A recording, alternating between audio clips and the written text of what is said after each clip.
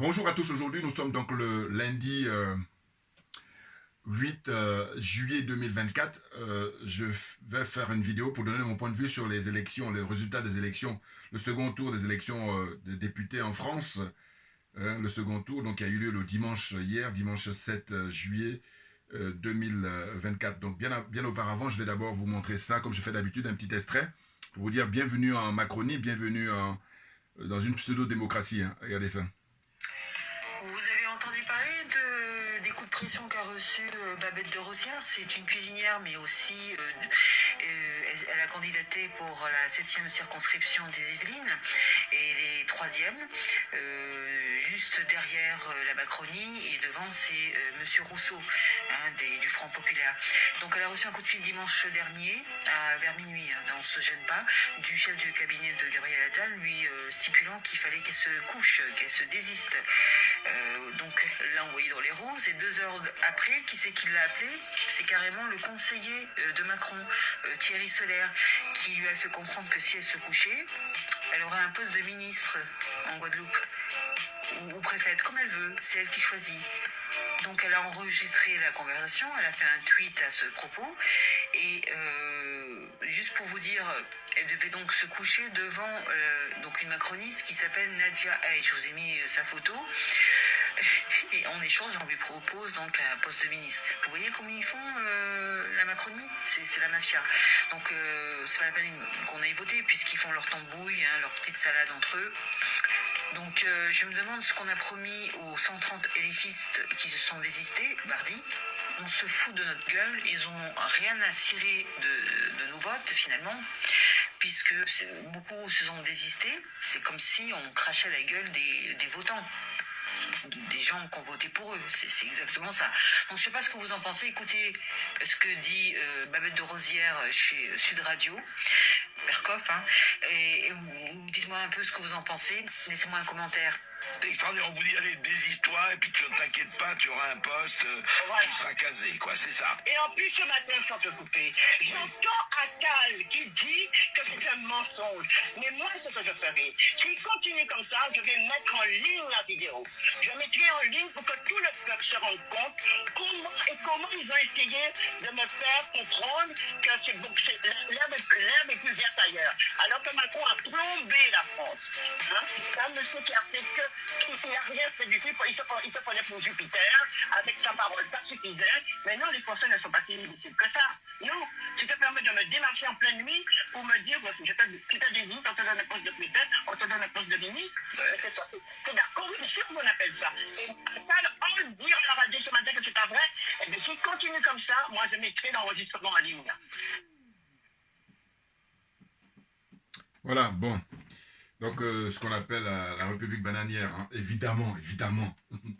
Voyez-vous donc, Djoubian, c'est mon surnom sur le net. Je suis accessoirement, mais accessoirement seulement, spécialiste de la France. En revanche, je suis un panafricain authentique, un panafricain convaincant, un panafricain convaincu.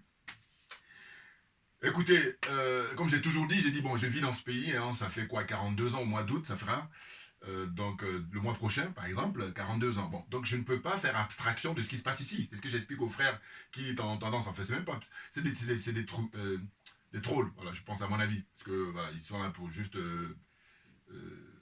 comment dire ça, anéantir les arguments et puis neutraliser, voilà, neutraliser, c'est ça leur but, leur motivation, les trolls, là, qui se branlent sur les claviers. Enfin, bon, bref, allez, on va revenir au sérieux. Donc, on sait maintenant les résultats qui sont tombés. C'est vraiment bienvenue, je vous dis, dans une pseudo-démocratie. J'ai eu des échanges avec, comment on appelle ça,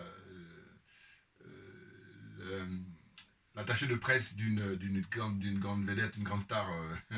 Je ne sais pas le nom, vous allez le deviner. Ben, oui, ceux qui sont perspicaces. J'ai eu des échanges avec elle sur WhatsApp, et puis quand je lui dis, mais en France, c'est une pseudo-démocratie, elle dit, ah bon? Parce que moi, j'ai beaucoup voyagé, j'ai été en Corée du Sud et tout ça.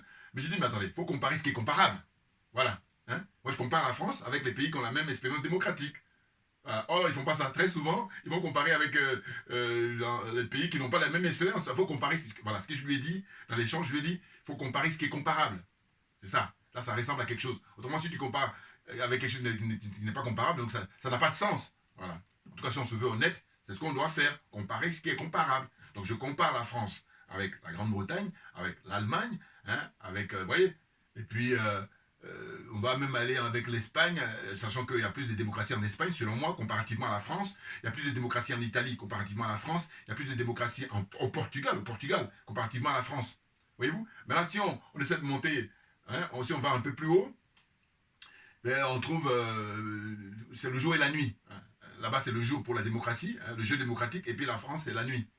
Je cite la Finlande, la Suède, Danemark, la Norvège, vous voyez, l'Islande, voilà. Parce que là-bas, j'ai toujours estimé que les dirigeants de ces pays respectent beaucoup plus le peuple que les dirigeants français qui méprisent le peuple. Et là, ils font une mise en scène dont ils ont le secret, hein, et, enfin, en tout cas, ils sont très, très doués. Alors, ils ont rendu le peuple un peu... Vous savez, moi, je ne peux pas m'empêcher là aussi pareil. Je vous dis ce que ça m'inspire. Dans une famille, il faut toujours raisonner comme ça. Parce que si tu comprends dans le cercle familial, après, il y a plus de chances que tu comprennes ce qui se passe au niveau macro. Voilà. Oui, parce que si tu ne comprends pas ce qui est au niveau familial, c'est-à-dire que dans un sens restreint, bah, c'est plus compliqué, hein. Enfin, selon moi. Donc je dis, bon là, je pense que si on reste au niveau familial, c'est un peu comme les Français, je les considère comme les enfants, et puis les dirigeants comme les parents. Eh bien, ils ont habitué les Français à ne pas faire d'efforts par rapport au fait que, du genre, comptez sur nous, on gère tout. Voilà. Et comme ils ont tout, bien entendu, parce qu'on pille l'Afrique, et du coup on est approvisionné à volonté, on a un niveau de vie artificiel. Il faut qu'on soit d'accord là-dessus. Et c'est pour ça que je ne badine pas et je ne négocierai pas. Non, parce que pour moi, c'est les jeunes Africains qui meurent dans la Méditerranée, il faudra m'expliquer. Voilà. N'importe quoi. Donc on s'assoit, on la ferme définitivement. C'est nous qui avons des choses à dire, hein, bien entendu, bien entendu. Parce que nous, on n'est pas complexés, on n'est pas aliénés et on n'est pas corrompus. Donc vous comprenez bien, on a du boulot. Voilà, et c'est du sérieux. Donc j'explique. J'ai dit voilà, c'est cette classe dirigeante que j'appelle l'oligarchie, ils ont habitué les Français comme ça, dans cette situation-là. Et du coup, petit à petit, je veux dire que depuis ces 30, 40, 50 dernières années, hein, ils sont dans une situation comme ça de paresse intellectuelle, au niveau politique, j'entends, hein, dans l'engagement politique. Parce qu'ils sont dans une espèce d'illusion, ils sont dans une espèce de simulacre. C'est des mises en scène. Hein. N'importe quoi, n'importe quoi. Là, j'ai pris quelques notes là pour ne pas oublier. Mais c'est ça. À tel point que, je vous dis, moi qui ai l'expérience de vie ici, bientôt 42 ans, quand des fois tu es dans des discussions avec les Français en général, les leucodermes là, et bien ils vont facilement te dire, ils vont dire ton nom, ils vont dire président. Hein? Par exemple, ils vont dire Djoubian président, je dis pas mon nom. Mais voilà. Moi et puis d'autres personnes encore. Dès que tu as une petite idée comme ça qui les surprend, qu'ils vont trouver original, ou je sais pas, ils vont dire président. Ah, bon, je trouvais ça étrange à chaque fois. Et puis quand j'ai réfléchi, mais je comprends, parce que en fin de compte, comme l'oligarchie fait pas son boulot, eh ben, dès que tu as une petite idée qui sort du lot, qui dit tu pourrais être président, voilà comment ils disent ça. Alors que dans des pays justement où les dirigeants respectent leur peuple, non, on va pas te dire président comme ça parce que c'est pas donné à tout le monde. Il faut avoir de l'expérience, il faut avoir la capacité, être apte à gérer ça. C'est pas donné. Par contre, là ici, on fait croire que, alors qu'en fait, le peuple, ils en ont rien à foutre du peuple. Ah, Dieu seul sait s'ils en ont rien à foutre. Sinon, ça se saurait. Et donc, le peuple là, il est habitué à ça, et du coup, il est perdu, il est paumé complètement. Parce que comment on peut m'expliquer que là, maintenant, on est rendu, je sais pas moi, la 5e, 6e ou 7e fois, je sais pas, leur fameux Front républicain. Voilà. Front républicain, mais de quoi? Ça a commencé avec Le Pen père, hein, la vieille garde, c'est-à-dire old school. Là. Le Pen père, Jean-Marie Le Pen, ça a commencé avec lui. Rappelez-vous, quand à l'époque, déjà, je crois que c'était en 1995 où il avait atteint 15%. Voilà, le Front National avait atteint 15% au présidentiel. Bon. Et bien après, ça a évolué, et puis, après, il a pu avoir, comment on appelle ça, il y avait Chirac, il y avait Jospin, et puis il y avait Jean-Marie Le Pen. Et du coup, Jospin a été battu, et c'est Jean-Marie Le Pen qui s'est retrouvé au deuxième tour avec, je crois que c'est en 2002, hein, si je me souviens, parce que je ne suis pas très bon moi dans les chiffres. Bon, hein, mais ce qui est sûr, c'est que c'est Chirac contre Jean-Marie Le Pen, ou Jean-Marie Le Pen contre Jacques Chirac.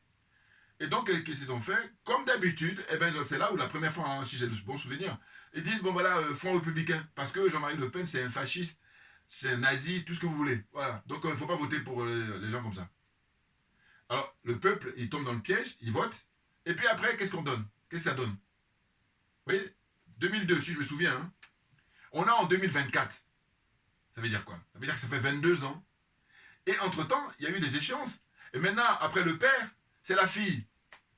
Alors là, ceux qui sont beaucoup plus courageux ou qui ont le temps, qui ont beaucoup de temps, allez-y regarder des vidéos de M. François Asselineau, qui selon moi, en France, je vous dis ce monsieur, sur les 15 dernières années, c'est l'homme politique qui sauve l'honneur de la classe politique française.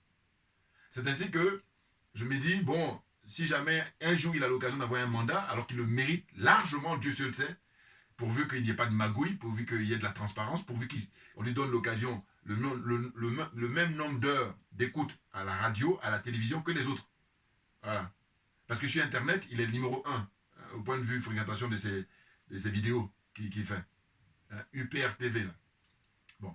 Donc lui, il explique ça très bien, que la famille Le Pen, le système, le gâchis a besoin de cette famille-là pour pouvoir à chaque fois faire avancer comme ça son business. Mais clairement. Puisqu'après le père, maintenant c'est la fille. Or la fille, on a rendu à quel stade? Je crois que minimum, elle s'est présentée 2 fois à l'élection présidentielle. Et à chaque fois, eh ben, quand elle est confrontée à son adversaire, on dit Front républicain. Du coup, voilà. Là, 2 fois face à Macron, là, ça n'est de trop. Mais évidemment, c'est trop.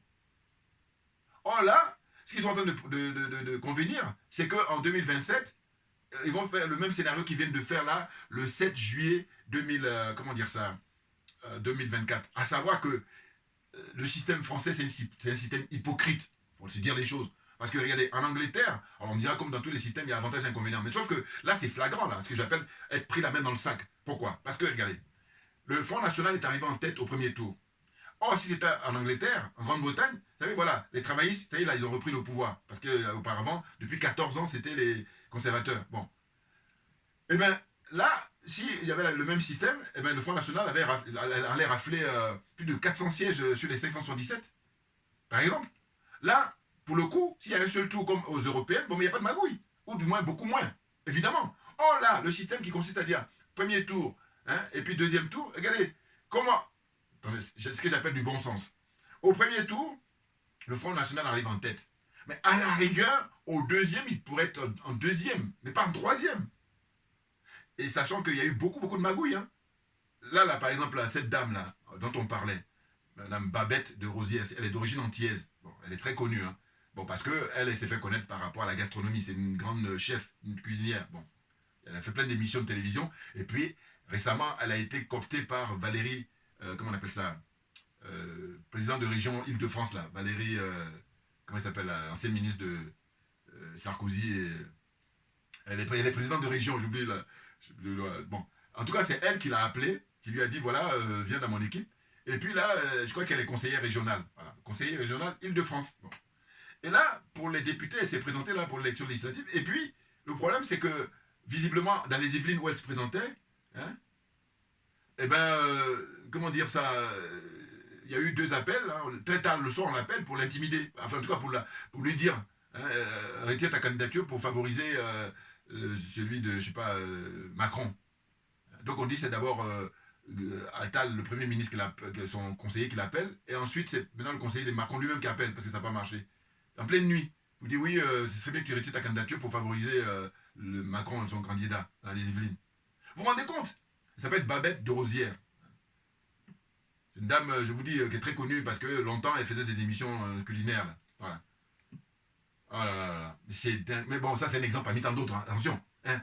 Les votes qu'il y a eu, par exemple, électroniques, moi déjà, j'ai dit, bon, tous les votes électroniques, c'est de la magouille. Voilà. Pour moi, c'est de la magouille. Là, quand je dis ça, je parle en connaissance de cause. Hein. Quand je dis ça, parce que moi, j'ai eu l'occasion, au sein de mon entreprise, de signaler ça. J'ai écrit. Voilà, j'ai dit, voilà, c'est de la magouille. Les votes électroniques. Et d'ailleurs, comme je me veux sérieux, je dis, bon voilà, si on dit qu'on respecte le peuple, moi je dis tout doit passer par le peuple. C'est-à-dire quoi? C'est-à-dire que là, en l'occurrence, mais ce qu'ils devraient faire, s'ils disent qu'ils veulent qu'on les respecte, en les considérant comme des gens qui méritent le respect, ben, organiser un référendum, hein, l'oligarchie française, les dirigeants français, organiser un référendum pour demander au peuple, est-ce qu'il veut, puisque maintenant là, on va dire qu'on est au XXIe siècle, il veut le vote électronique ou il veut le vote papier. Voilà, un référendum. Parce que pour moi, j'ai dit le référendum, c'est justement l'expression directe du peuple qui fait son choix. Voilà. Et comme on dit, le peuple est souverain. Donc c'est lui qui doit décider. Oh là non, c'est eux qui décident à la place du peuple. Donc le peuple s'est prononcé au premier tour pour accorder la confiance au Front National, Rassemblement National. Et puis là, quand il y a eu le premier tour, donc c'était le 30 juin, voilà, et puis le deuxième tour, là, le 7 juillet, ils ont eu le temps, justement, entre les deux tours, là, de commencer à téléphoner à gauche et à droite pour convaincre les uns et les autres. Et puis d'ailleurs, comme l'oligarchie tient tout le monde, je vous dis, hein, à de très rares exceptions, ils tiennent tout le monde par les couilles. D'abord, le monde politique, premier point. Ensuite, le monde du showbiz, ils tiennent tout le monde. Voilà. Showbiz et puis sportif, ils les tiennent. Tiennent, soit ça peut être au niveau sexuel, soit ça peut être au niveau de les impôts, hein, voilà, fiscales, hein, voilà. Plein de trucs, ils tiennent, en tout cas, parce qu'ils ont le dossier de tout le monde, voilà. Ils ont le dossier de tout le monde, donc du coup, ils savent les faiblesses des uns et des autres. Voilà. Et donc, ça ne veut pas dire qu'ils les tiennent à 100%, mais je vous dis, la très grosse majorité, c'est pour ça qu'on est dans ce simulacre-là. Je ne cesserai de le dire. Voyez-vous? Et pour ne pas oublier, donc je disais, voilà, référendum, hein, pour demander au peuple, est-ce que vous voulez qu'on vote papier, alors, traditionnel, ou on vote électronique? Ouais. Parce que tous les candidats de Macron, là, qui étaient dans les, je sais pas, 11 circonscriptions, ou une dizaine en tout cas, circonscriptions pour les Français, ce qu'on appelle les députés, les Français de l'étranger. Bon, bah, écoutez, la grosse majorité, bah, ils ont été élus. Parce que la plupart, c'est vote électronique. Hein, ils ont dit qu'ils ont commencé à voter le jeudi. Et puis, donc, il y a jeudi, vendredi. Et puis, 4 jours après, on n'a toujours pas les résultats. Alors que logiquement, le vote électronique, ça va être le premier, minute par minute, heure par heure, voilà, puisque c'est fait pour dire qu'on va gagner du temps et puis c'est moderne. Or que là, bizarrement, ce qu'on a constaté, c'est que les votes papier, les résultats sont sortis beaucoup plus tôt que les votes électroniques. N'importe quoi, c'est de la magouille. C'est évident pour moi, voilà. Et je vous dis, je parle en connaissance de cause. Voilà. Quel autre exemple bon, voilà. Donc, on va avancer parce que sinon, je vais oublier. C'est les scores qui ont été réalisés. Donc, le parti de gauche, hein, Nouveau Front Populaire, n'importe quoi, voilà, ils ont rapporté combien? Si je ne me trompe pas, hein, 182 sièges. Donc, dans les Nouveaux Front Populaire, là, vous retrouvez LFI de comment dire, Jean-Luc Mélenchon, pour moi, qui est le plus gros démagogue en tant qu'homme politique français. C'est évident pour moi, c'est très clair. Et puis, j'ai fait des vidéos par le passé où j'ai tout expliqué. Enfin, en tout cas, j'ai rappelé ça souvent. Je dis, c'est le plus gros démagogue des hommes politiques français. Et pour moi, Mélenchon, quand je le compare avec, comment dire ça, M. Asselineau, M. Asselineau, c'est le jour, et puis Mélenchon, là, c'est la nuit. Voilà, très clairement. Et je rappelle, je dis, ce monsieur, c'est un vieux de la vieille. Bon, tout le monde le sait maintenant. Voilà. Hein, il était secrétaire d'État depuis quand M. François Mitterrand était au pouvoir et tout ça, et puis après maintenant, il a eu tous les mandats. Voilà, hein, sauf peut-être mandat de maire et président de la République, mais sinon, il a été ministre. Il a été secrétaire d'État, il a été sénateur, il a été député, voilà, plusieurs fois. Voilà. Et puis député européen aussi, parce que vous avez député européen à Strasbourg, et puis vous avez député français au Palais Bourbon, là. Voilà. Et tout ça, il a occupé. Chef de parti. À un moment donné, il avait même fait l'OPA sur le Parti communiste français, pour se présenter à l'élection présidentielle. Mais lui, en fait, il fait partie du système. C'est vraiment un des dignitaires du système, hein, mis en place par l'oligarchie. Donc là, c'est des mises en scène. Comme ils ne sont pas avertis, les gens, la plupart des Français, hein, ils n'y voient que du feu. Et tout est fait d'ailleurs pour qu'ils n'y voient que du feu. Vous voyez? Quand on est rendu dans un pays où il y a des émissions sérieuses, au lieu d'inviter les hommes politiques là-bas, on va inviter maintenant le jeu de Cyril Hanouna. Voilà. Alors que si on veut parler de divertissement, je veux bien, mais pas pour des sujets sérieux. Or là, finalement, les sujets sérieux, les émissions sérieuses, ils ont été supprimés. Hein? Je suis désolé, ceux qui se connaissent un peu, rappelez-vous, il y avait quelqu'un comme Frédéric Tadei. Bon, maintenant, je crois qu'il est passé sur ITL là. Mais en tout cas, Tadei, au départ, qui est quelqu'un de sérieux, qui est un animateur très cultivé. Hein, ça n'a rien à voir avec les autres bidons là. Bon, il était d'abord sur la 3 et son émission avait beaucoup de succès. Parce que je vous dis, c'est un des. À l'époque, je voyais, j'ai même l'occasion de lui dire, parce que j'ai été assisté à 2 fois à ces émissions là, je lui ai dit, vous êtes un des rares animateurs ou journalistes comme ça qui donne la parole longuement aux gens, à vos invités. Alors qu'il y en a d'autres là, ils invitent les gens, puis quand les gens commencent à parler, ils les coupent. Donc on comprend pas, on n'arrive pas à bien comprendre les arguments des uns et des autres. C'est fait exprès en plus. Bon. Enfin bon, bref, je vais fermer la parenthèse. Donc, Front de gauche, ils arrivent en tête avec 182 sièges. Voilà. Mélenchon, je crois que lui, il a 74 ou 78 sièges là. Voilà. Non, mais moi, j'ai même pas la force de pouvoir. Bon, tout ça est disponible sur Internet. Hein, voilà. Ça peut vous rassurer. Voilà. Ceux qui sont beaucoup plus courageux, vous allez sur Internet, vous avez tout. Hein, voilà. C'est pour ça que je dis toujours que à l'époque, tu peux mentir aux gens, mais aujourd'hui, c'est difficile. D'ailleurs, il faut que je tienne à m'excuser parce que j'ai fait une erreur là. Parce que j'en ai parlé à un collègue qui m'a dit non, c'est ça bien que tu fais rectifier, il a pleinement raison. C'est important. Juste une parenthèse. En fait, j'avais toujours pensé que au monde, les pays qui ont accès à la mer étaient beaucoup moins nombreux que ceux qui... Alors que c'est le contraire. Voilà, je ferme la parenthèse. Hein, c'est le contraire. Parce que j'ai essayé de regarder. Et puis, ce qui m'a surpris, c'est qu'il n'y a personne qui m'a fait des remarques au niveau des commentaires. Bon, je trouve ça dommage. Parce que je dis, voilà, là, c'est des arguments, c'est quelque chose qui est objectif. Donc, si on vérifie que voilà, ça tient la route, il n'y a rien à dire. Au contraire, je dis merci. Oh, là, personne ne m'a fait la remarque par rapport à ça. Donc, je trouvais ça bizarre. Donc, en deuxième position, vient Macron et puis lui, c'est sa coalition. Donc, sa coalition, c'est avec Bayrou et tout ça. Oh là là, mon Dieu. Non, mais c'est pas possible. Hein. Je dis, mais comment, avec le bilan qu'il a, Macron, il peut arriver en deuxième position? Comment ça se fait? Bon, il y a les magouilles, et puis il y a aussi le fait que manque de conscience politique. Voilà, parce qu'ils suivent ce qu'on leur dit de faire. Donc, si vous regardez bien la campagne électorale, au premier tour, ils ont battu campagne en se déchirant. Hein, chacun insultait l'autre et tout ça. Normal, hein. Bon. Mais bizarrement, celui qui t'insulte, s'il y a de la conviction, tu vas plus faire avec lui. Oh là, non. Maintenant, quand il y a un deuxième tour, comme c'était bien travaillé, parce que c'est pas la première fois, hein, je vous dis là, on est rendu à la 5e ou 6e fois, là, hein, le coup du Front républicain. Là, voilà. Donc, le jeu consiste à quoi? On oublie tous les programmes. Maintenant, ce qui nous intéresse, c'est de dire, on fait barrage au Front National. On fait barrage, comment dire, au Rassemblement National. C'est anciennement Front National. Moi, je suis toujours bloqué sur le canal historique. Voilà. Oui. Parce que c'est ça, hein, ils avancent masqués là. Bon, j'ai expliqué déjà dans le passé, j'explique à nouveau que en fait, c'est le Front National, simplement, quand il y avait le père, hein, Jean-Marie Le Pen, ils avaient 5%, voilà, sur le parti. Maintenant, avec sa fille, là, ils ont 95%. Comprenne qui veut, comprenne qui peut. Bouillard. Voilà, c'est gratuit. Allez. Donc, ils disent quoi? La coalition de Macron, là, eux, ils ont 168 sièges.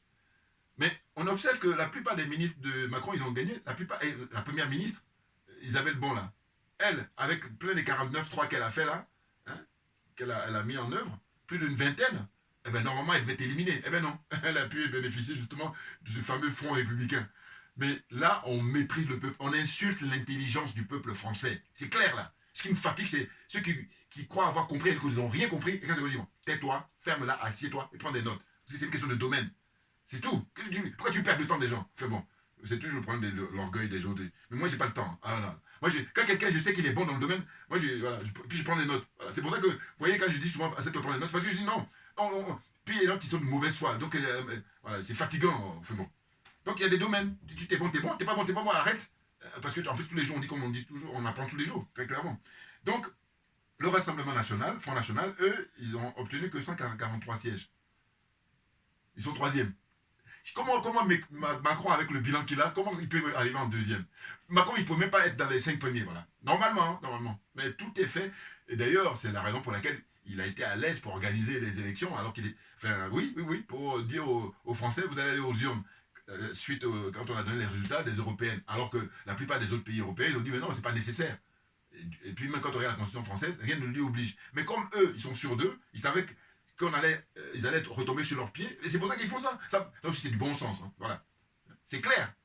Puis ils ne sont pas à leur première. Le Front républicain, je vous dis, ça a commencé avec le père Le Pen. Maintenant, c'est avec la fille. Et ça risque même de poursuivre avec la petite fille. Hein, comment elle s'appelle? Mario Maréchal. Voilà. N'importe quoi. Vous savez, je me dis que j'aime bien les cas de figure. Je dis, moi, à supposer que, ben justement, la famille Le Pen se retire. Alors on me dira toujours, oui, mais ils vont toujours trouver quelqu'un. Oui, mais ça va être plus difficile. Parce que vous savez, la famille Le Pen, c'est une marque qui est bien déposée. Hein, à savoir que, voilà, ceux qui sont là pour jouer les saintes nitouches en matière, je sais pas, philosophique, idéologique, tout ça, dire, oui, non, c'est des nazis, c'est des fascistes. Bon, qu'est-ce que j'explique? Parce que là, j'ai eu une grande dame, j'ai échangé avec elle. Hein, bon, elle me dit toujours, je n'ai pas dit toujours son nom, bon, mais en tout cas, je dis grande dame, je peux quand même me permettre, bon, elle va se reconnaître.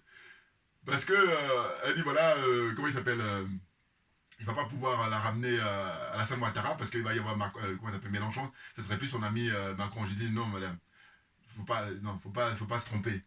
En réalité, Macron, faut l'oublier. C'est l'oligarchie qui décide de tout. Moi j'ai du mal à convaincre les gens. En fait, je veux dire, je ne comprends pas que les gens s'attaquent sur Macron. Mais non, tout ce qui est fait là, lui il est là juste pour passer les plats. Ça me paraît évident. Pourquoi? Parce que je dis mais attendez, faut pas lui donner l'importance qu'il n'a pas, à vrai dire. C'est l'oligarchie qui décide de tout. Tout. Et puis je dis, eux, ils bossent bien, hein, parce que, justement, là, il n'a pas pris des risques. Hein. Quand on s'y connaît pas, on dit qu'il a pris des risques. Alors que non, pas du tout. Là, ça ressemble à ce qu'il voulait. Voilà. Mais évidemment, alors, il y a des gens très avertis qui le savent. Hein. Tous ces gens-là méprisent le peuple français. Parce que sinon, si on ne méprise pas le peuple français, on explique en détail, avec beaucoup plus de transparence, les choses. Oh là non, ils se gardent. C'est fait volontairement. Voilà. Donc j'ai dit, en fait, Mélenchon, il est dans le coup. J'ai déjà fait plein de vidéos là. Je lui ai même envoyé une vidéo, une de mes dernières vidéos que j'ai fait quand Mélenchon était au Sénégal. Là. Je lui ai dit, ouais, j'ai expliqué que voilà, Mélenchon, c'est pas quelqu'un de crédible. Il est dans le système. Et je peux même vous dire que si vous regardez encore mes vidéos passées, quand il y a eu les élections en 2022, c'est ça, hein, l'élection de Macron là, pour son deuxième mandat. Voilà. Élection, tu parles. Bon, en tout cas, j'ai expliqué que je rédis encore. Voilà, parce que, comme on dit, la répétition, c'est vite pédagogique. Mais ça, c'est mon point de vue, hein, c'est ma conviction personnelle. Et je peux vous dire que les gens qui s'y connaissent dans ce pays, quand ils m'écoutent, bon, moi, j'ai pas beaucoup de vues, évidemment, mais sinon, ils savent qui est dans la vérité, puis qui est à côté de la vérité. Voilà. Ce que j'explique, c'est quoi? Conviction, mais avec l'expérience de vie ici. Je dis, à l'époque, premier mandat de Macron, c'était François Fillon qui devait gagner. Si les choses étaient passées régulièrement, la transparence, et non pas qu'on lui mette le coup de costume, des trucs, mais vraiment, c'est grossier. Voilà. Hein? François Fillon, premier mandat. Deuxième mandat, c'est Jean-Luc Mélenchon qui avait gagné. Mais lui, à la différence de François Fillon, parce que François Fillon, lui, il voulait prendre le pouvoir réellement. Mais là où ils l'ont vraiment, comment dire, c'était déjà prévu le scénario. Je vous dis, avec eux, le scénario est déjà prévu même pour 2027, on sait déjà hein, les différents candidats qui vont placer. Bon. Mais là, donc je disais, Fillon, il voulait, mais non, eux, ils ne voulaient pas. À la différence de Mélenchon qui lui ne veut pas. Hein. Mélenchon donne l'impression qu'il veut, mais il ne veut pas. Parce que justement, le rôle qu'il lui a assigné, c'est ça. Il fait à l'animation. Hein, il fait de l'animation, là. Grande gueule qu'il est. Et puis, au final, il ne veut pas. Parce que c'est l'oligarchie qui ne veut pas aussi que lui, voilà. Et puis lui, il joue bien. Vous voyez. C'est pour ça, vous voyez là, ils sont en train de dire, oui, lui, il est arrivé en tête avec son parti, quand on regarde les scores, parce que le Parti Socialiste vient après lui, hein, quand on regarde hein, de manière arithmétique. Donc, logiquement, étant donné que la Constitution préconise que... Alors, ils sont de mauvaise foi aussi. Parce qu'ils disent, non, la Constitution d'interprétation, voilà, ils parlent d'interprétation. Ah non, mais moi, je vous dis, je compare ce qui est comparable, je compare la France avec les autres pays européens, et puis à partir de là, je dis, non, la France est disqualifiée sur le plan démocratique. Voilà. Parce que c'est bon, quoi. Là-bas, c'est factuel. Là-bas, voilà, tac, tac, tac, et puis on avance. Oh, ici, on te tourne en bourrique, après tu comprends plus rien. Voilà, c'est le but. Oh là là, mais ils sont fatigants. Enfin bon. Moi, je rigole après parce que je dis, j'ai tellement compris. Mais bien entendu. Hein, donc, je dis que Mélenchon, en fait, lui, il refuse. Là, quand il dit, ouais, je vais être premier ministre et tout, bon, tout ça, c'est de l'apparence. Parce que c'est un des ténors hein, du système, comme ça, mis en place par l'oligarchie. Ce qui fait que, bon... pour vous donner mon point de vue, là aussi, comme je dis, j'adore observer. Quelqu'un comme Bayrou, c'est quelqu'un qui m'a l'air sincère, ce monsieur, enfin, honnête. Mais simplement, je le vois bien qu'il est malheureux. Reprenez les images. Bayrou, il y a, on va dire quoi, 30 ans, ou 20 ans. 30 ans, fait peut-être beaucoup, mais et vous allez voir. Mais là, ils l'ont récupéré et il ne m'a pas l'air heureux, ce monsieur. Contrairement à Mélenchon. Tout est relatif. Mélenchon non plus n'est pas heureux. Je veux dire par là que, pour moi, pour être heureux, il faut être libre. Voilà. Dès lors que vous n'êtes pas libre, vous ne pouvez pas être heureux. En apparence, vous voulez croire que vous êtes heureux, mais en réalité, dans le fond, parce que comme je dis toujours, c'est ta conscience qui te gronde. Parce que la conscience, tu ne peux pas mentir à ta conscience. Tu peux mentir à tout ce que tu veux. À tout le monde en apparence, comme ça, voilà. Mais dans la réalité, la conscience, elle t'habite, elle est là avec toi. Voilà. Et ton jugement derrière. Je ne sais pas si on peut dire non. Bon, en tout cas, tu ne peux pas mentir à ta conscience. Voilà. L'expression que j'aime bien utiliser, c'est plutôt ça. Voilà. Tu ne peux pas mentir à sa conscience. Donc à partir de là, ils savent à quel niveau ils en sont. Est-ce qu'ils sont libres? Est-ce qu'ils sont vraiment libres? Non, ce n'est pas le cas. Vous voyez? Donc quand je compare comme ça Bayrou avec eux, hein, je me dis Bayrou. A priori, je pense qu'il est plus sincère que... De toute façon, Mélenchon, pour moi, c'est vraiment la pire espèce d'homme politique en France, voilà, pour moi. Et là, maintenant, la sœur, elle m'a dit, mais qu'est-ce que tu veux qu'on fasse? Je dis, mais voilà. En fait, ce qu'il faut comprendre, c'est quoi? C'est que tout à l'heure, avant de vous montrer l'extrait, là, que je vous ai montré, la dame, là, qui parle de Babette Desrosières, là, par rapport à ce qui lui est arrivé, je voulais montrer, en fait, Fatou Diome. Fatou Diome, c'est une écrivaine très talentueuse sénégalaise, que j'aimais beaucoup hein, il y a quelques années, quand je l'ai découvert. Puis j'aime beaucoup son histoire aussi, parce que moi j'aime bien hein, le parcours des gens, c'est original son parcours. C'est une jeune femme qui était arrivée ici hein, et qui travaillait chez un Français. Je ne sais pas si elle sortait avec lui en tout cas. Mais ce qui est sûr, c'est que elle s'est formée elle-même en allant à la médiathèque, en allant à la bibliothèque, et puis elle a fini par passer ses examens, et après elle a eu sa licence, sa maîtrise et tout ça. Voilà. Et puis après maintenant, je crois même qu'elle a, je ne sais pas si elle a un doctorat en littérature, en tout cas bon, elle écrit, elle est très très douée. Bon. Mais je voulais montrer un extrait où elle, chaque fois on la met là pour pouvoir casser du sucre sur le Front National, sur le Rassemblement National. Et j'ai dit, bon, j'en ai ras le bol. Voilà. Parce qu'en réalité, j'ai dit ça, l'oligarchie, c'est ce qu'ils aiment. Parce qu'en réalité, comme la nature a horreur du vide, on lui fait jouer ce rôle-là. J'ai compris ça. Maintenant, attention. Ce que j'explique, c'est quoi? C'est que je dis, moi, compte tenu de mon année, décennie de vie ici, je suis mieux placé pour vous expliquer tout ça. Parce que je veux dire qu'il y a des gens qui vont nous faire le coup de, oui, mais laissez-nous vivre. Mais laissez quoi? Mais vous savez les conséquences? Est-ce que vous savez les conséquences? Voilà. Donc, c'est compte tenu des conséquences que je vous dis, hein, par rapport à mon vécu ici, quand je parle de, je suis accessoirement spécial de la France, en réalité, il y a des gens beaucoup plus qualifiés que moi, naturellement. Mais si on fait un concours, il y en a plein qui seront éliminés parce qu'ils ne pourront même pas participer. Voilà. Les choses sont claires. Donc, je dis, la gauche, et même, je vous dis, quelqu'un comme Cheikh Anta Diop, bon, il a vécu ici. Hein? Il avait même une femme l'écoderme, qui était agrégée, je crois, histoire géo, et lui-même agrégé en sciences physiques, en philosophie, et puis, voilà. Hein? Un homme vraiment un des plus qualifiés que l'humanité ait pu avoir de sa génération. Ben, lui, par rapport à son expérience, vous avez, je vous dis, les conférences qu'il a tenues à l'époque à Niamey, au Niger, il avait dit, ben, la gauche est pire. Voilà. Donc je me dis, mais quelqu'un qui a vécu ici avant moi, avec l'expérience qu'il a, je dis, mais qu'est-ce que tu veux la ramener? Qu'est-ce que tu veux la ramener? Donc on la ferme, on prend des notes. Voilà. Pour vous dire que je parle en connaissance de cause, parce que moi, vous, ce que vous êtes en train de vivre en 2024, là, moi, compte tenu de mon année de vie ici, il fut un temps, il y a 30 ans, voilà, j'étais un peu à considérer les Bernard Kouchner, j'ai considéré comme des gens qui étaient trouvés humanistes, alors qu'avec le recul, maintenant, avec l'expérience, je dis, mais non, même, attends, je vais bien entuber, hein. Voilà. Donc, justement, c'est compte tenu de l'expérience, il faut toujours écouter ceux qui ont de l'expérience. Si on est honnête, hein, voilà comment on procède. Parce que quand on est malhonnête, on veut faire le gros dos, alors que c'est n'importe quoi. Mais bon, moi, c'est quand je prends mes distances. Voilà, je dis, débrouille-toi. Mais par contre, on va être factuel. Fais une vidéo, apporte des arguments que moi je fais, et puis maintenant on va comparer. Voilà, n'importe quoi. Donc je vous disais que la gauche est pire. Pourquoi? Parce que il faut vérifier. Quand la gauche arrive au pouvoir, qu'est-ce qu'elle fait?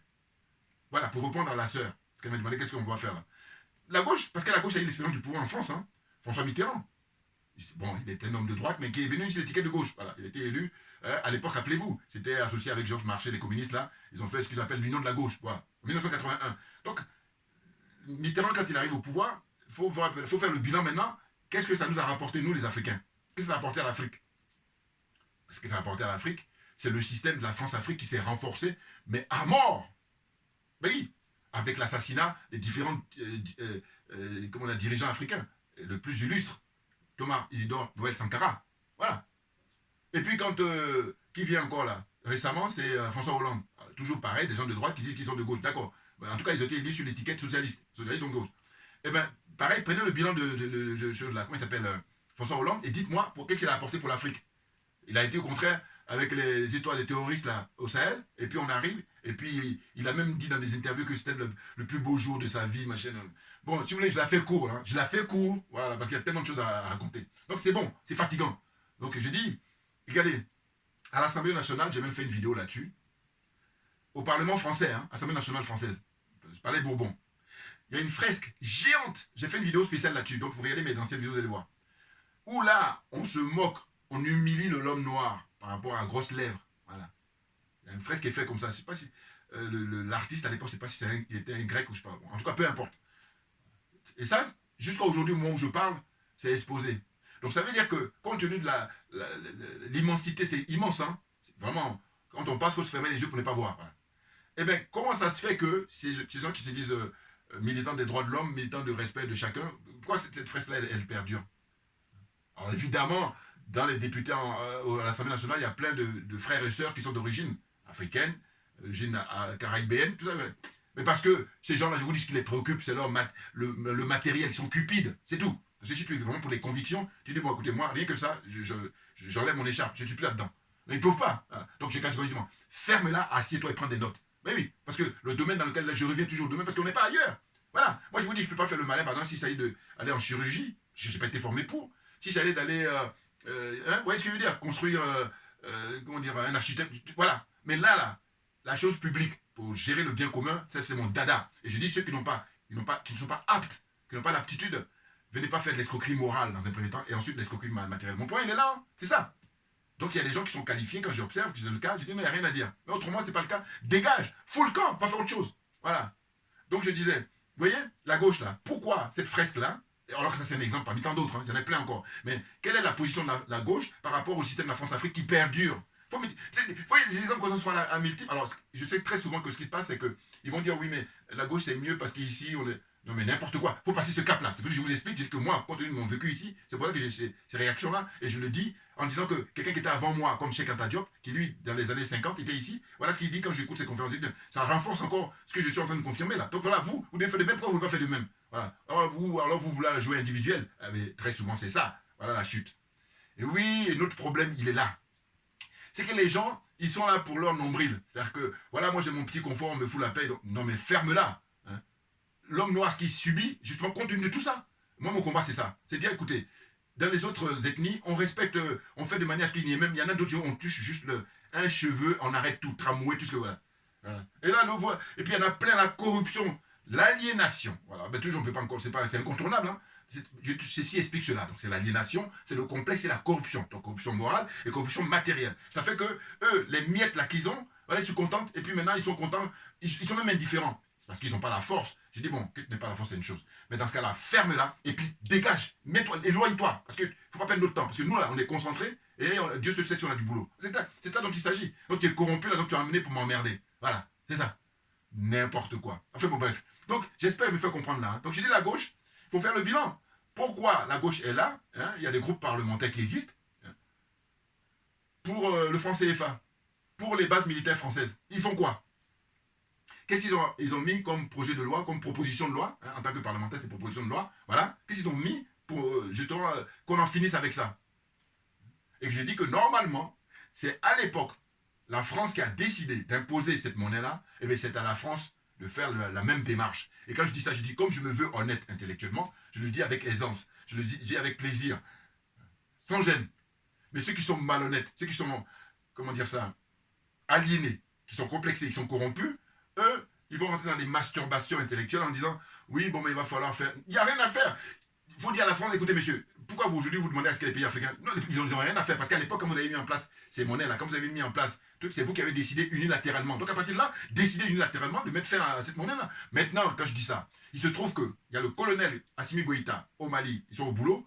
Il y a le capitaine Ibrahim Traoré au Burkina Faso, ils sont au boulot. Et puis il y a le général Tchiani au Niger, ils sont au travail. Pour en finir définitivement. On déjà fini avec les bases militaires.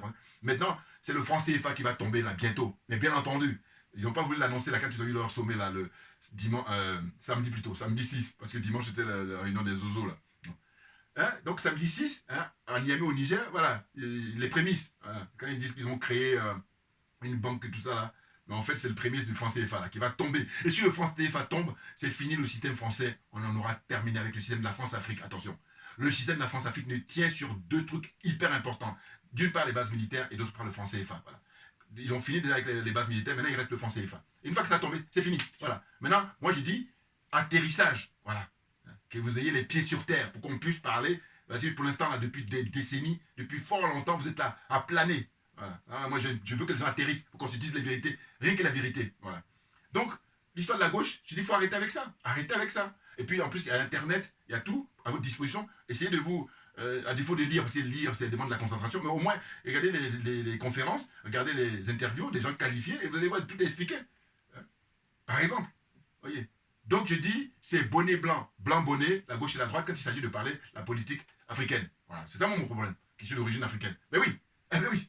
Quand on parle des problèmes franco-français, voilà, là tu dis, je suis de gauche, je suis de droite, voilà, comme faut ce sport-là.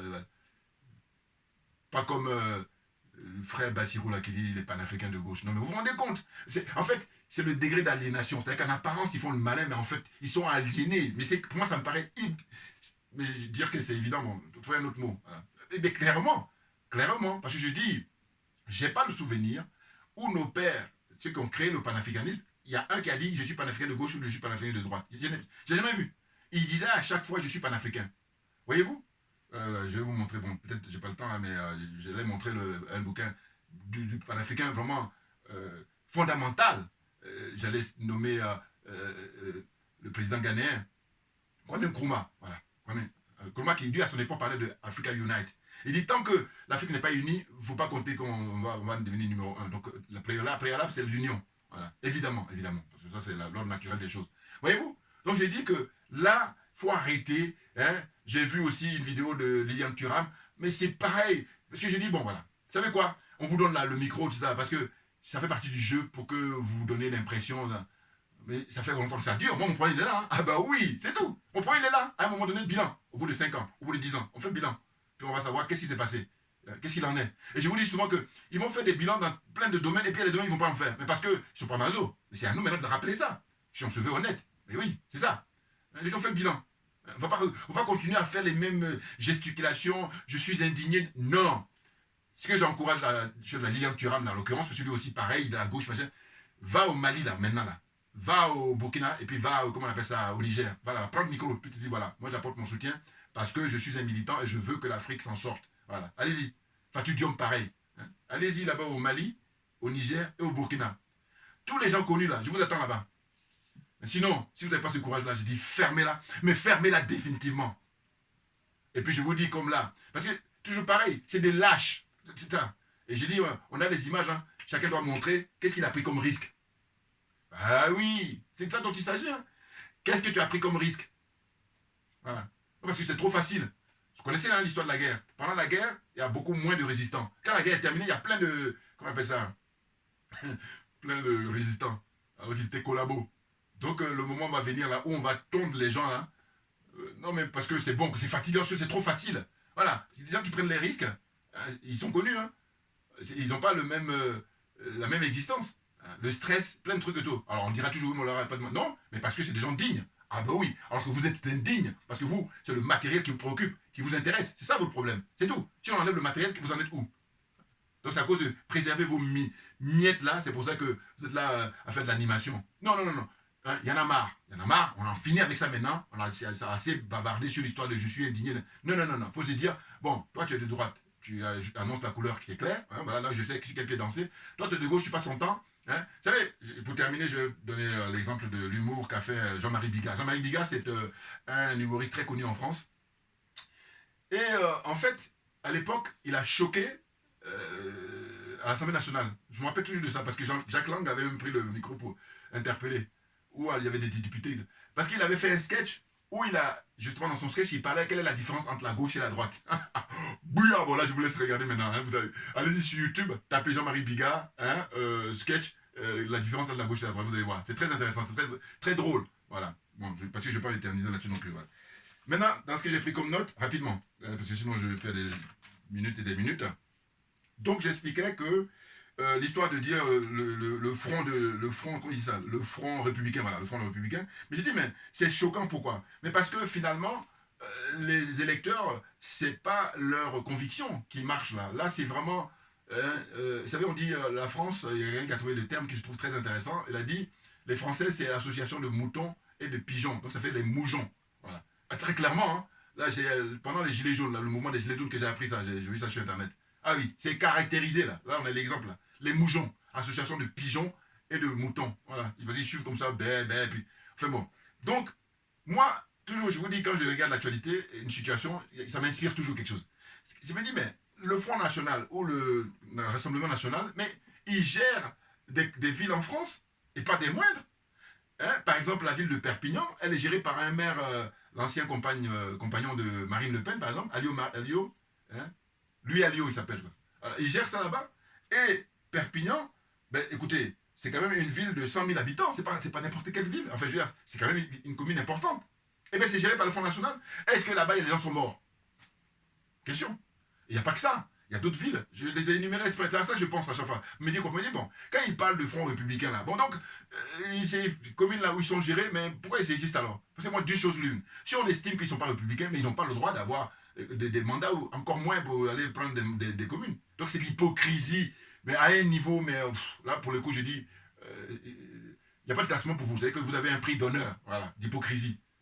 C'est tellement évident pour moi. Bon. Donc les villes, par exemple, je vais vous dire, là, on dit quoi? Que le Front National a gagné 11 villes de 9000 habitants en 2014. Voilà. En 2014, hein, ça veut dire il y a combien? On est en 2024, voilà. Donc ça fait 10 ans. Ils ont gagné 11 villes lors des élections en 2014. 11 villes de 9000 habitants.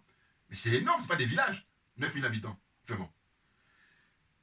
Après, ils passent à 100 000 habitants. Là, c'est en 2020. Hein? Comme c'est tous les 6 ans, l'élection municipale. Bon. Prochaine échéance, c'est en 2026. Donc là, vous avez Perpignan, vous avez Moissac, vous avez Mazan, tout c'est pareil, vous cherchez sur Internet, vous allez trouver. Hein. Vous avez Bédaride, hein, vous avez Molière, les Avignons, bon, la plupart c'est dans les Var, dans le sud de la France là-bas. Bon. Hein. Et puis vous avez Bruyé, voilà, B-R-U-A-Y, la Bussière, Bussier ou Bussier, voilà, j'ai mal prononcé, excusez-moi. Voilà, vous voyez, tout ça est détenu par, comment on appelle ça, le Front National, en 2020. Mais en 2014, je vous dis, ils avaient 11. C'est-à-dire qu'entre-temps, ils ont perdu quelques communes. Mais n'empêche que jusqu'à aujourd'hui par exemple, hein, jusqu'en 2026, eh ben, il y a ces communes importantes, hein, dont Perpignan, hein, 100 000 habitants. Donc j'ai dit, bon, il gère ça. C'est lui qui a la majorité, donc c'est lui qui mène la politique au niveau municipal pour savoir qu'est-ce qu'il faut faire et tout ça. Là, ils sont fréquentables. N'importe quoi. Vous avez vu, c'est ça qui... Donc c'est la vérité qu'il faut dire à ces gens de gauche, là, prétendus, hein, qui... j'entendais dire que les syndicalistes, ils disent qu'ils n'allaient pas appliquer si jamais le Front National gagne. Mais ça veut dire qu'en fait, il ne faut pas qu'il y ait des élections. Là. Non, parce que c'est pas sérieux, c'est hypocrite comme tout. Voilà. Oui, parce que si ils participent au concours, s'ils gagnent, ils gagnent. On ne peut pas dire, bon, mais on te laisse participer, mais après, si tu gagnes, je ne vais pas accepter. Est-ce que c'est sérieux, ça? Voilà. Moi, je dis toujours que moi, je me veux sérieux, donc non. Donc, c'est une question de principe. Si on est sérieux, soit on fait une loi, on les interdit définitivement, et puis on avance, soit on les laisse, et puis ils vont concourir comme tout le monde. Or, en réalité, mais c'est... Bon, vous savez, il y a des frères qui le savent déjà, et puis je le dis souvent, l'hypocrisie à la française détient le record du monde. Voilà. C'est hypocrisie, c'est tout. Qu'est-ce que vous voulez dire d'autre? Voyez-vous? Donc, les civils, là, hein, détenus par le Front National, j'ai noté encore, civils, hein, ça c'était en 2014 déjà. Mantes-la-Ville, c'est dans les Yvelines, hein, j'espère que je ne me trompe pas là. Hein, Hayange, dans le Moselle, ça dans le sud là-bas, à l'est là-bas. Hénin-Beaumont, ça c'est le plus connu, hein, dans le Pas-de-Calais. Orange, dans le sud, dans le Vaucluse. Hein, Cogolin et Luc, dans le Var. Voilà. Tout ça, c'est des communes qui sont détenues par des gens du Front National, le jeu de la... voilà, tranquillement. Voilà. Ah là là là là. Donc je termine en disant que voilà, hein, je n'ai pas dit tout à l'heure, j'ai dit il faut un référendum pour rendre les votes obligatoires. Ah, ça, absolument. Ah ben oui. Ça maintenant, vous voyez, je me suis dit, mais longtemps on prend ça à la légère, alors que si on veut que la démocratie soit respectée, ben, il faut obliger les gens à aller voter. Et l'argument de poids que j'ai, ça m'est venu récemment, parce qu'avant je n'avais pas l'idée, j'ai dit, ben, écoutez, pourquoi le vote doit être obligatoire dans tous les pays qui se respectent, hein, en tout cas qui respectent le peuple? C'est dire, mais attendez, moi, un pays où on n'oblige pas les gens à payer les impôts, alors là, dites-moi quel pays, hein, je cherche. Bon, peut-être les pays, comment dire ça, du Golfe, là où, en tout cas, qui ont assez beaucoup d'argent et puis donc ils ne vont pas taxer. Encore, il faudrait vérifier. Mais en tout cas, ça existe des pays, mais il n'y a pas beaucoup. La plupart des pays au monde, là, les impôts, c'est obligatoire parce que c'est ce qui fait vivre l'économie du pays, qui fait vivre le budget du pays, hein, pour que le pays ait de l'argent. Bon. Eh bien, comme la contribution fiscale, c'est obligatoire, aussi bien pour les individus que pour les sociétés, hein, dans ces pays-là qui se respectent, pour faire fonctionner la démocratie d'ailleurs, et bien j'ai dit, mais c'est pareil pour le vote. Et d'ailleurs, le vote, c'est même premier avant même, parce que avant de commencer à travailler, il faut déjà qu'on te donne les moyens. On te donne, enfin, je veux dire au sens où il faut d'abord qu'on sache qui est qui fait quoi. Voilà. Donc, l'élection, on choisit la bonne personne, et ça, c'est pour ça que je dis, je mets ça au même niveau, au minima. C'est-à-dire que je le mets avant, mais si je ne mets pas avant, mais au même niveau. Sur le fait qu'on oblige les gens à payer les impôts. Et si tu ne payes pas, c'est parce qu'on estime que tu n'as pas les moyens, parce que voilà, à un moment donné, on essaie d'évaluer. Bon. Mais en ce qui concerne le vote, par contre, pour le coup, ceux qui ne peuvent ne pas aller voter, c'est ceux qui ont des problèmes d'handicap, et encore. Voilà. Vous voyez, force majeure, voilà. Mais vraiment, il faut aller prouver, hein. Non, parce que sinon, tout le monde va voter. Et si on fait ça, mais je veux dire que c'est la démocratie, la vraie, qui est gagnante, évidemment. Oh là, plus les années avancent, plus on se constate quoi? Quand il y a des élections, eh ben, les taux d'abstention les plus importants, même là, quand bien même on dit oui, il y a eu plus de 60% de participation, mais si on regarde le nombre de personnes qui ont voté blanc, voté blanc, tout ça, pour moi c'est l'abstention. Mais bien entendu. Non, parce que on les a tellement dégoûtés qu'au niveau des choix, non, ça n'a pas de sens. Il faut que la démocratie, elle fasse de manière à ce que tout le monde y trouve son compte, et à partir de là, l'histoire d'abstention, mais on en parle, enfin, de toute façon, après, moi c'est obligatoire, il n'y a même pas d'abstention, mais je veux dire que les gens qui vont aller voter nul, ça va être minimisé. Voilà, c'est ça que je veux dire. Voilà. Ça va être minimisé. Oh là, non. Hein? C'est vraiment des chiffres très élevés, hein, sur les gens qui vont voter nul, qui vont voter blanc, qui vont... n'importe quoi. Donc, pour moi, j'en finis pour dire que c'est une république bananière. C'est simplement la première république bananière, hein, avant ces pays-là, les pays d'Afrique, là. Voilà, c'est tout. Toujours considéré comme ça. Donc j'ai dit, on est dans une pseudo-démocratie. Hein. Il est question de faire un coming out pour dire que nous sommes en dictature. Voilà. En tout cas, je dis ça, il y a la nana dont je parlais tout à l'heure, j'ai dit qu'elle est attachée de presse d'une grande vedette que je connais. Non, non, faut arrêter. Voilà. Compare ce qui est comparable. Compare la France avec les pays qui ont la même expérience démocratique. Et quand on constate ça, on se rend compte que la France est disqualifiée. Voilà, c'est tout. Merci beaucoup. J'espère que je n'ai pas bafoué partout là, excusez-moi. Et puis à très bientôt. On lâche rien comme j'ai pour habitude de dire, mais simplement parce que c'est nous qui avons raison. Voilà. J'espère que j'ai été convaincu en tout cas concernant l'histoire de la gauche et de la droite là. C'est la même sauce. Hein, bonnet blanc, blanc bonnet. Voilà, l'expression française qui est très connue. À bientôt. Merci bien.